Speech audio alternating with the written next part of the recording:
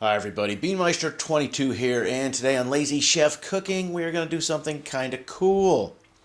We're going to use our Presto Pizzazz pizza cooker to cook Arby's curly fries, that's right. I was at Kroger, I was walking down the aisle, I glance over to my left, no, to my right, either way, I glance over to and bam! They had Arby's curly fries on sale for $2.99. I said, well, I don't know how they're going to taste compared to how they would at an Arby's restaurant, but let me get them. I'll try them. And to make a long story short, I bought them and we're trying them. Now, what I did this time, this is the very first time I cooked them. I wasn't sure how long to cook them for. I started about 4 or 5 minutes with just bottom heat. And then after that, I spun it up to, 15 minutes or somewhere to do dual heat. But as I said, I'd never cooked them before. I wasn't quite sure what it would take to do this. But I did learn that they came out fine. And you'll see in this video, they come out perfectly fine. But I did learn, number one, I didn't need to do the bottom heat. And the second time I cooked them, all I had to do was dual heat for about 14 minutes, and they were perfect. So this video, the first time I've cooked them, the one we filmed here, there was no sense in, filming it the second time. So the one I filmed here, this is actually cooking it for longer than it needs to. Still tasted fine, they weren't burnt, but, it just took longer. So 14 minutes on dual heat is all it took the second time, and the third time, and the fourth time.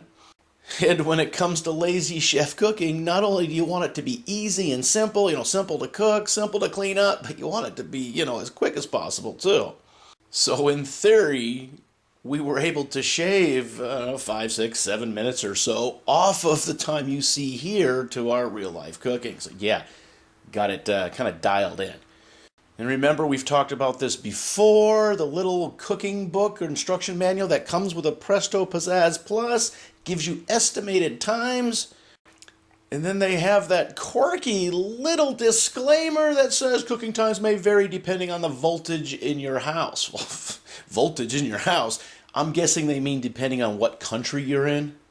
If some countries are running 110 or 115 or even 120 in their house, so that could be the difference they're getting at. Well, the floor's creaking here when I'm talking. So that could be the difference, and I got a cat looking at me. So that could be, I'm talking about food, so the cat got all excited, and here's French fries, and came running over to me. So like all things in life, the little instruction booklet that comes with it is kind of a guideline, more of a guideline than a rule. It gives you an idea maybe where to start.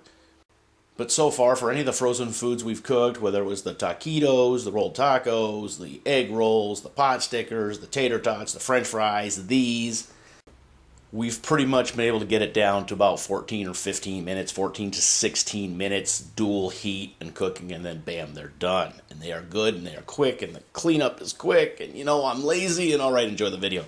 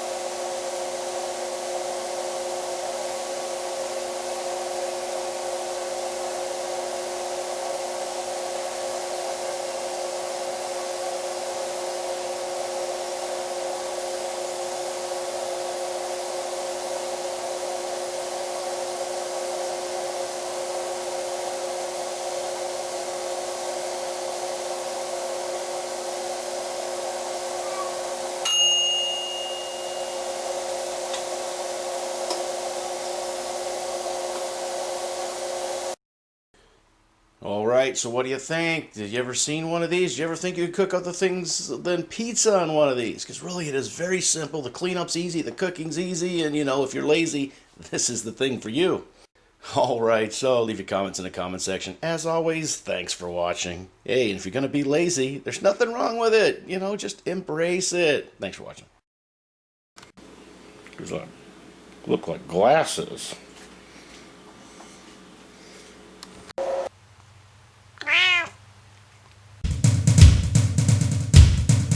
Beanmeister 22, the most dangerous man on YouTube.